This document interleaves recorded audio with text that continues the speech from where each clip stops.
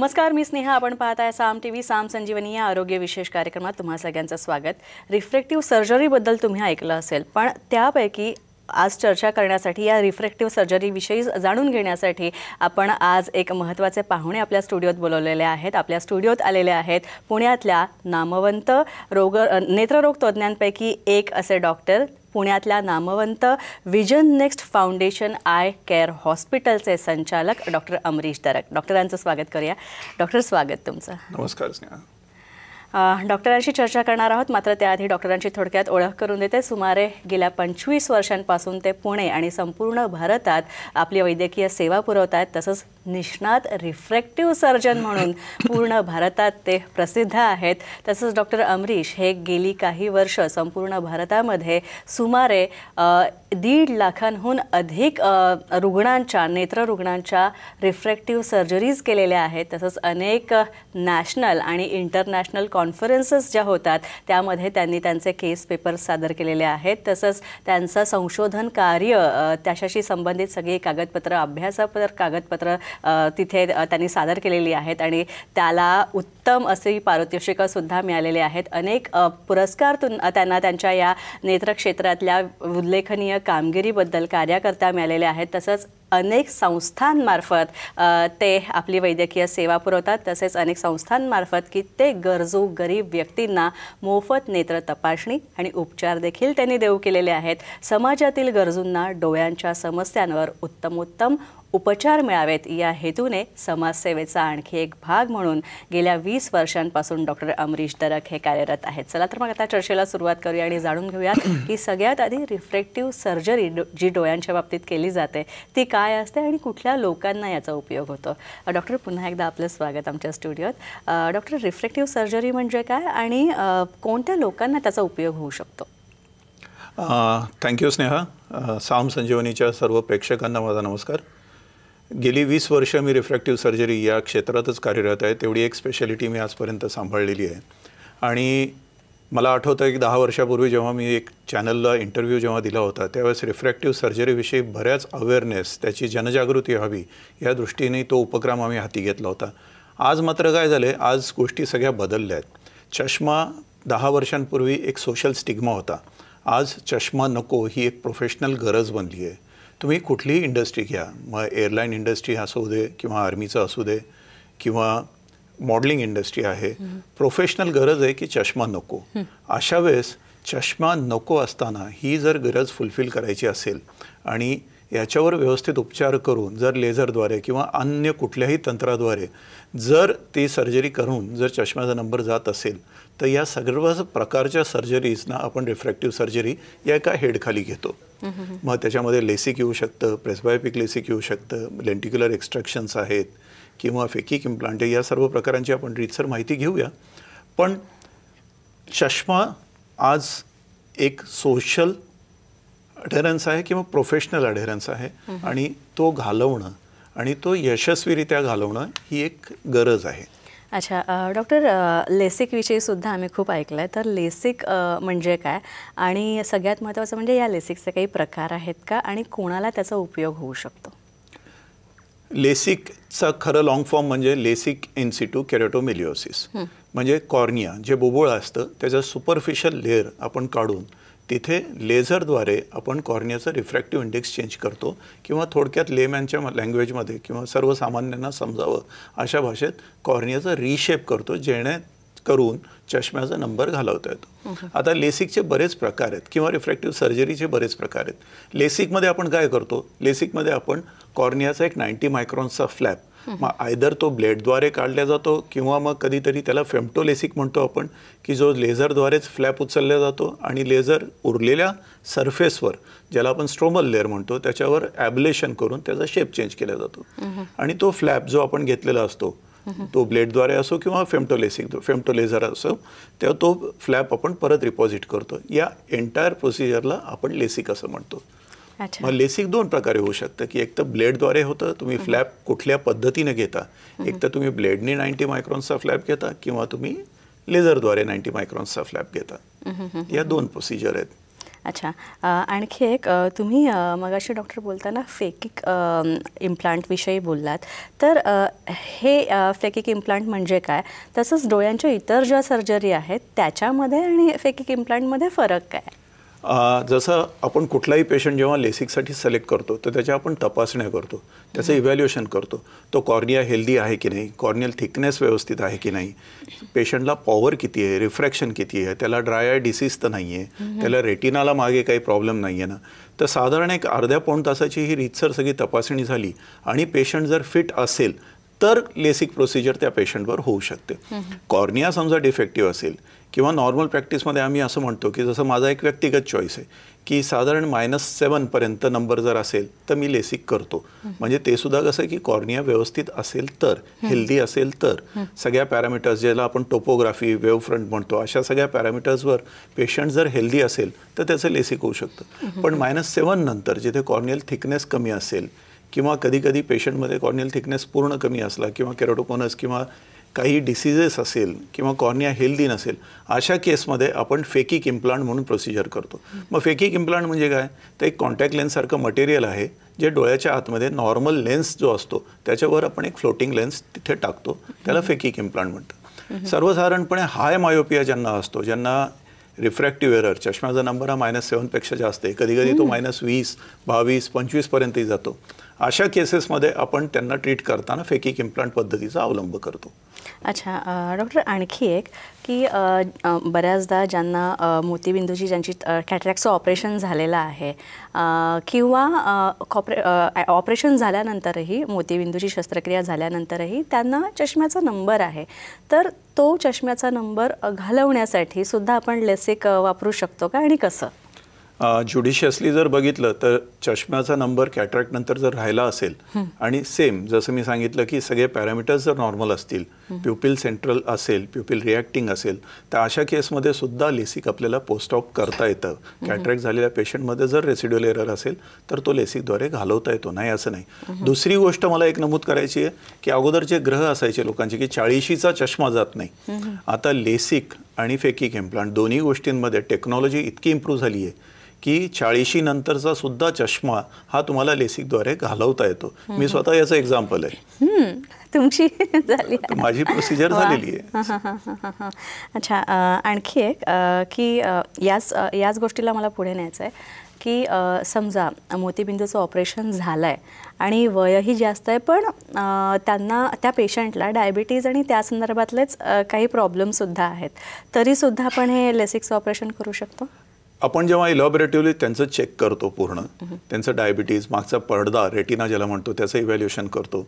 मग post of cataract नंतर residual power किती आहे, कॉर्निया जर व्यवस्थित असेल आणि प्युपिल रिॲक्टिंग असतील तर अशा केसमध्ये आपल्याला त्याला प्रेस्बायोपिक करेक्शनसुद्धा देता येतं, प्लस त्यांचं रिफ्रॅक्टिव्ह एरर आपल्याला करेक्ट करता येतो, नाही असं नाही. अच्छा, आणखी एक महत्त्वाचं, रिफ्रॅक्टिव्ह सर्जरीचा तुम्हाला इतका चांगला अनुभव आहे, तर जेव्हा आपण एखाद्या रुग्णाची रिफ्रॅक्टिव्ह सर्जरी करतो तर त्याद्वारे सुद्धा आपल्याला नंबर काढून टाकता येतो का, आणि ती सर्जरी केल्यानंतर साधारणतः काय फायदे होतात किंवा सर्जरीची उपयोगिता आपण थोडक्यात म्हणूया ती काय आहे, जरा विस्ताराने सांगा. मला आवर्जून एक गोष्ट नमूद करायची आहे की रिफ्रॅक्टिव्ह सर्जरी ज्याच्यामध्ये हे सगळे प्रकार येतात. लेंटिक्युलर, आता नवीन एक पद्धत आहे लेंटिक्युलर एक्स्ट्रॅक्शन, म्हणजे तुम्ही फ्लॅप घेता आणि सरफेसवर ॲब्लेशन करता, किंवा अगोदर सगळ्यात जुनी पद्धत होती त्याला PRK म्हणायचे. PRKमध्ये काय, कॉर्नियल सरफेसवर तुम्ही डायरेक्ट ॲब्लेशन करता, त्याचा इपिथिलियल लेअर, सुरुवातीचा लेअर काढून त्याला ॲब्लेट करता. त्याच्यानंतर आलं लेसिक. लेसिकमध्ये तुम्ही काय करता, फ्लॅप घेता, मग तो कुठल्या, जसं मी अगोदर सांगितलं की ब्लेडनी किंवा लेझरनी. तिसरी पद्धत अशी आता फेम्टोसेकंड लेझर आलेलं आहे की ज्याच्यामध्ये लेंटिक्युलर एक्स्ट्रॅक्शन म्हणतो. लेंटिक्युलर एक्स्ट्रॅक्शनमध्ये काय करतो की कॉर्नियाचा एक अख्खा लेअर तो लेंटिक्युलच्या फॉर्ममध्ये आपण छोट्या इन्सिजनमधनं काढून घेतो आणि त्याचं रिफ्रॅक्टिव्ह सरफेस चेंज झालं की ऑटोमॅटिकली पेशंटचा नंबर जातो. सेम 40शीचा नंतरचा चष्मा ज्याला प्रेस्बायोपिया आपण म्हणतो. प्रेस्बायोपियाचा सुद्धा कसं आहे की मग तो +1 असेल, +1.5 असेल किंवा 2 असेल, एज वाईज जो प्रोग्रेस होतो तो सुद्धा साधारण वयांचा क्रायटेरिया जर पकडला आपण तर 45 ते 55 वयोगटामधला ज्यांना जवळचा नंबर आहे किंवा ज्यांना दूरचा आणि जवळचा दोन्ही नंबर आहे, हे सुद्धा नंबर लेझर प्रोसिजरद्वारे जाऊ शकतात. जे पेशंट लेसिक प्रोसिजरसाठी फिट नसतात त्यांना आपण फेकिक इम्प्लांट, मग फेकिक इम्प्लांटमध्ये सुद्धा नुसता एक दूरचा नंबर असेल तोही करेक्ट करता येतो, हाय पॉवर असेल तेही करेक्ट करता येतं. ॲट द सेम टाईम त्याच्यामध्ये सुद्धा आपल्याला प्रेसबायोपिक म्हणजे दूरचा आणि जवळचा जर नंबर घालवायचा असेल तर प्रेसबायोपिक इम्प्लांट्स, फेकिक इम्प्लांट्ससुद्धा येतात ज्याद्वारे किंवा ती सर्जरी केल्यानंतर चष्म्याचा नंबर जाऊ शकतो. अच्छा डॉक्टर, मला खरं तर मी मगाशी हा जो 5वा प्रश्न विचारला होता त्याचाच तोच प्रश्न आणखी मी पुढे असा नेते की समजा आपण रिफ्रॅक्टिव्ह सर्जरी केली तर किती शक्यता आहे की नंबर परत येण्याची किंवा तो नंबर डोळ्यांचा चष्म्याचा नंबर तशीच राहण्याची, आणि जर तसाच राहत असेल तर त्यामागे कारणं काय असू शकतात? चांगला प्रश्न आहे की प्रोसिजर करणं ही एक डॉक्टरची जबाबदारी असते, प्रोसिजर सक्सेसफुली करणं. पण त्याच्यानंतर आपण लेसिकच्या पेशंटमध्ये नॉर्मली आपण ड्रॉप्स देतो पेशंटला. त्यांना ती साधारण 1-2 महिने, कारण लेसिकनंतर ड्राय आयचे चान्सेस असतात, अँटीबायोटिक स्टेरॉइड आपण दिलेले असतात. हे ड्रॉप्स पेशंटनी व्यवस्थित वापरणं अभिप्रेत असतं. साधारण 15 दिवस ते 1 महिन्यासाठी ही ट्रीटमेंट देतो, त्याच्यामध्ये त्या पेशंटनी ते ड्रॉप्स टाकणं गरजेचं असतं. समजा ते ड्रॉप्स तुम्ही रेग्युलरली नाही टाकले तर मग चान्सेस असतात नंबर परत येऊ शकतो. दुसरी गोष्ट, बऱ्याचदा पर्टिक्युलरली फिमेल्समध्ये की जेव्हा लॅक्टेशनल फेज असते किंवा प्रेग्नन्सी आहे, अशा वेळेस बॉडीचं सगळं ओव्हरऑल मेकॅनिझम, हॉर्मोनल बॅलन्स बिघडतो. अशा केसेसमध्ये सुद्धा चान्सेस असतात की काही प्रमाणात नंबर येऊ शकतो, पण पूर्ण नंबर येत नाही. आणि तिसरी गोष्ट सगळ्यात महत्त्वाची की तुमचं लेसिक पूर्वीचं इव्हॅल्युएशन जर व्यवस्थित असेल तर तुम्ही छातीठोकपणे सांगू शकता पेशंटला की तुम्हाला तुमचं ऑपरेशन 100% व्यवस्थित होणार आहे की नाही होणार आहे. अच्छा, ठीक आहे. तर आपण डॉक्टर अमरीश दरक यांच्याकडनं आणखी माहिती जाणून घेणार आहोत. तसंच डोळ्यांची काळजी कशी घ्यायची हे सुद्धा या संदर्भातल्या टिप्स आपण जाता जाता त्यांच्याकडनं घेणार आहोत. मात्र त्याआधी साम संजीवनीमध्ये एक छोटासा ब्रेक घेऊया.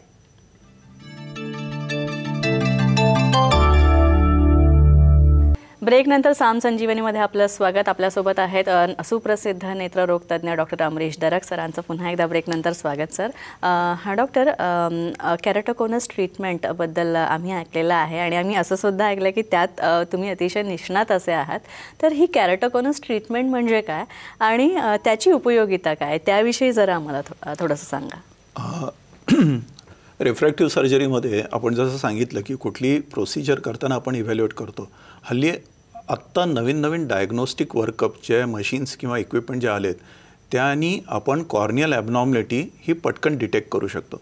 केराटोकोनस ही एक अशीच ॲबनॉर्मॅलिटी आहे की जिथं कॉर्नियल फायबर जेव्हा वीक असतात तेव्हा इंटरनल प्रेशरला ते सस्टेन न केल्यामुळे बुबुळाचा शेप हा कोनिकल होतो. तो बुबुळ थोडे पुढे सरकायला लागतं आणि त्याची अनइव्हन पुढे येतं ते, आणि त्या कंडिशनला कोनसारखा शेप होतो म्हणून त्याला आपण केराटोकोनस म्हणतो.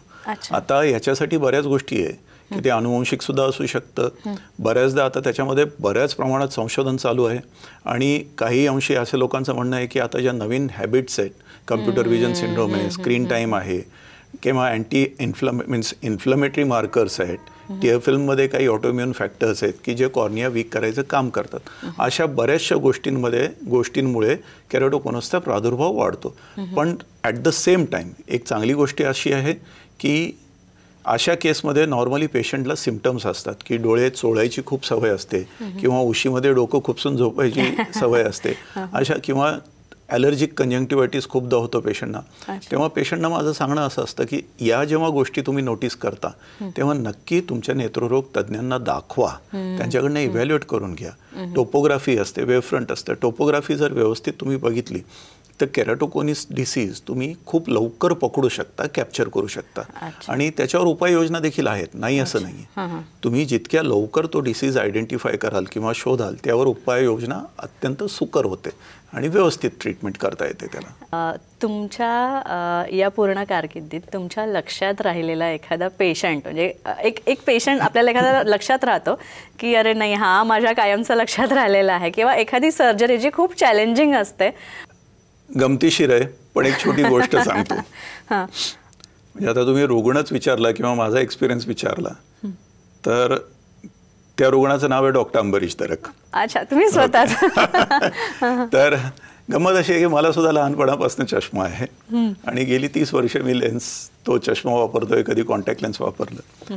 आणि गंमत किंवा मजा अशी असते ना की तुम्ही स्वतः सर्जन आहात, तुम्ही सक्सेसफुली सर्जरी करताय, त्याच्या निटिग्रिटीज तुम्हाला माहिती आहे. आणि अशा वेळेस तुमच्या मनात जेव्हा येतं की अरे आपण लोकांवर ही प्रोसिजर करतो, मग आपण स्वतः का नाही करत आहे. तर 7-8 वर्षांपूर्वी असं माझ्याही डोक्यात आलं की अरे आपण चष्मा वापरतोय.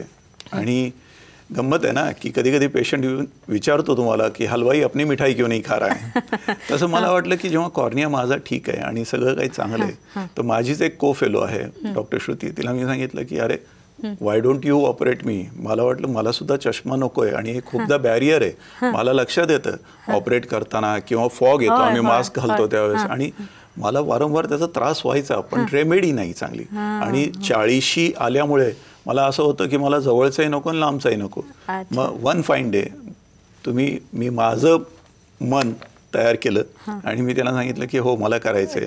आणि हे अगदी इम्पल्सिव्ह डिसिजन की अगदी तू आणि मी आत्ता जसे गप्पा मारतोय तसं मी श्रुतीला सांगितलं माझं इव्हॅल्युएशन झालं, श्रुती चल मला ऑपरेट करून टाक. आणि तसंच OT मध्ये गेलो आणि माझं लेझर केलं. आणि मी गंमत नाही करत आहे, दुसऱ्या दिवशी सकाळी उठल्यानंतर जे जग मी बघितलंय, वा, मला असं वाटलं की हे अगोदर मी का नाही करून घेतलं. अच्छा, स्पेक्टेकल इंडिपेंडन्स होणं, तुम्ही पोहायला जाणं, तुम्ही TV बघणं, तुम्ही इतक्या साऱ्या ॲक्टिव्हिटी, इतकी डे टू डे तुम्ही हँडिकॅप होता, तुम्ही हतबल असता, तुमच्या लक्षात येत नाही की तुम्ही रात्री, म्हणजे माझी सवय होती रात्री झोपेतनं उठलं की अगोदर असा चष्मा शोधायचा, लावायचा, मग गोष्टी बघतो. आणि जेव्हा हा इंडिपेंडन्स तुम्हाला मिळतो, म्हणजे फ्रीडम काय असतं त्याचा अनुभव मी दुसऱ्या दिवशी घेतला. म्हणजे थँक्स टू डॉक्टर श्रुती. आणि मला वाटतं ह्याच्यापेक्षा बेस्ट एक्झाम्पल दुसरं काही असू शकत नाही. माझ्यासाठी तो एक्सपिरियन्स आणि तो दिवस मी कधीच विसरणार नाही. कसं वाटतं जेव्हा ऑपरेशनच्या काही दिवसांनी किंवा काही तासांनी 2-3 दिवसांनी रुग्ण तुमच्याकडे येतो आणि म्हणतो की डॉक्टर अमरीश थँक्यू, मला खूप बरं वाटलं, तुमच्यामुळे माझं ऑपरेशन सक्सेसफुल झालं आणि आता मी हे जग आणखी स्पष्टपणे बघू शकते किंवा शकतो. मला उलटं होतं, म्हणजे मी बऱ्याच डॉक्टरांना पण ऑपरेट केलेलं आहे. आणि डॉक्टर हा जेव्हा पेशंट म्हणून येतो ना, तो खरंच वाईट असतो. कारण त्यात बऱ्याचशा गोष्टी कळतात आणि भेदरलेल्या असतात. आणि अशांना ऑपरेट करणं की ज्या कॉन्फिडन्सनी ते माझ्याकडे आलेले असतात, ॲट द सेम टाईम घाबरलेले पण असतात. आणि अशा वेळेस तुम्ही त्यांना काउन्सिल करता, तुम्ही त्यांना ॲश्युअर करता आणि तुम्ही ऑपरेट करता. आणि दुसऱ्या दिवशी जेव्हा ते अक्षरशः, म्हणजे तो आनंद त्यांच्या चेहऱ्यावर जो असतो ना, म्हणजे आमच्याकडे तर प्रत्येकजण कोणीतरी पेढे घेऊन येतं, कोणीतरी मिठाई घेऊन येतं. आणि तो सेलिब्रेशन मूड जो असतो त्या पेशंटचा, त्यावेळेस मलाच कृतज्ञ झाल्यासारखं वाटतं. म्हणजे मला उपकार वगैरेची भाषा फार लांब आहे, पण तुम्हाला तुमची जी सॅटिस्फॅक्शन लेवल असते, तुम्हाला असं वाटतं की तुम्हाला कृतकृत्य झाल्यासारखं वाटतं की अरे तुम्ही काहीतरी डिलिव्हर करू शकलात. आणि ही फार समाधानाची गोष्ट आहे. अच्छा, आणखी एक, ही जी सर्जरी आहे ही झाल्यानंतर आपण परत लेन्स वापरू शकतो का, असा एक, किंवा काही काहींना एक हौस असते की नाही मला जरा लेन्स वापरायची आवड आहे, मुलींना जास्त आवड असते. कॉस्मेटिक लेन्सेस तुम्ही रिफ्रॅक्टिव्ह प्रोसिजर किंवा लेसिक वगैरे झाल्यानंतर किंवा कुठलीही रिफ्रॅक्टिव्ह प्रोसिजर झाल्यानंतर साधारण एक 6 आठवड्यानंतर तुम्ही कॉन्टॅक्ट लेन्स किंवा coloured contact lenses, cosmetic lenses, तुम्ही इनफॅक्ट बाकी काही प्रोसिजर जरी करायचे असतील कॉस्मेटिक, ते सुद्धा तुम्ही सेफली करू शकता. नाही असं नाही. अच्छा, ते अगदी, म्हणजे मला असं वाटतं की या निमित्ताने मला एक निरोप मात्र सगळ्या प्रेक्षकांना नक्की द्यायचा आहे की लेसिक किंवा रिफ्रॅक्टिव्ह सर्जरी जर तुम्ही व्यवस्थित चेकअप करून ती केली तर ती अत्यंत सेफ आहे. त्याच्यामध्ये घाबरण्यासारखं काही नाही आहे. ती अत्यंत छोटी प्रोसिजर आहे, पण त्याच्या अगोदरची तयारी ही मोठी आहे. तुम्ही साधारण 1 तास तुमचा अगोदर द्या, डॉक्टरांना व्यवस्थित इव्हॅल्युएट करू देत, आणि सगळ्या गोष्टी जर नॉर्मल असतील तर लेसिक किंवा रिफ्रॅक्टिव्ह सर्जरी, कुठलीही रिफ्रॅक्टिव्ह सर्जरी ही तुम्हाला एक लाईफटाईम सोल्युशन असू शकते तुमच्या आयुष्यात. अनेक सर्जरी विजन नेक्स्टच्या छताखाली यशस्वी झालेल्या आहेत. तर डोळ्यांचं आरोग्य चांगलं राहावं की आपले डोळे चांगले राहावेत, यासाठी एक डॉक्टर म्हणून तुम्ही काय सांगाल? सध्या आपण बघतो की सोशल मीडिया असो, कम्प्युटर असो, मोबाईल असो, याचा ओव्हरऑल वापर जास्त वाढला आहे. आणि कोविड टाईम्स नंतर तर बऱ्याचदा ऑनलाईन स्कूल्स होत्या, तुम्हाला सर्व प्रेक्षकांना, पालकांना स्पेशली एक रिक्वेस्ट करायची आहे की तुमच्या मुलांचे डोळे नीट तपासून घ्या. इयरली चेकअप अत्यंत गरजेचं आहे. कारण आम्ही जे बघतोय गेल्या 3 वर्षांमध्ये कोविड नंतर बऱ्याच मुलांना चष्म्याचा नंबर लागतोय आणि बऱ्याचदा काय होतं, लहान मुलांना सांगता येत नाही. आम्ही स्कूल हेल्थ चेकअपही करतोय. त्याच्यासाठी आम्ही स्वतःहून एक व्हॉलंटरी मुवमेंट केली आहे की सगळ्या शाळांमध्ये जाऊन मुलांची तपासणी करायची. कारण बऱ्याच मुलांना चष्म्याचा, माझ्या स्वतःच्या मुलीला चष्म्याचा नंबर लागला आहे कोविड नंतर. तर मला वाटतं की भवितव्य ही उद्याचं भवितव्य आहे हे मुलं म्हणजे, आणि यांचं जर टाइमली डायग्नोस करून त्यांना आपल्याला व्यवस्थित जर उपाययोजना करता आली तर त्याच्यासारखी चांगली गोष्ट कुठली नाही. आणि हे पालक म्हणून आपलंही कर्तव्य आहे. एक दुसरी गोष्ट, पालक म्हणून तुम्हालाही सांगेल, तुम्ही कम्प्युटरसमोर काम करता, तुम्ही दिवस रात्र 15-15, 16-16 तास सगळ्या ड्राय आय डिसीज आत्ता खूप कॉमन आहे. म्हणजे साधे साधे सिम्पटम्स आहेत की सहज कम्प्युटरसमोर बसताना तुम्हाला कधी कधी अक्षर ब्लर झाल्यासारखी वाटणं किंवा थकवा जाणवणं किंवा दिवस संपल्यानंतर असं वाटणं की बाबा एकदा डोळे बंद करून घ्यावे किंवा उष्ण फील होणं की बाबा डोळे खूप गरम होत आहेत किंवा वाफा निघत आहेत. हे सगळे आहे ना ड्राय आय डिसीजेसच्या सिम्पटम्स आहेत. कम्प्युटर विजन सिंड्रोम म्हणून नवीन एंटिटी आहे पूर्ण, की ज्याच्यामध्ये हे ड्राय आईज तुम्ही जर टाइमली डायग्नोज केलं तर औषधांनी याचा वापर करून तुम्हाला नक्की सोल्युशन देता येईल.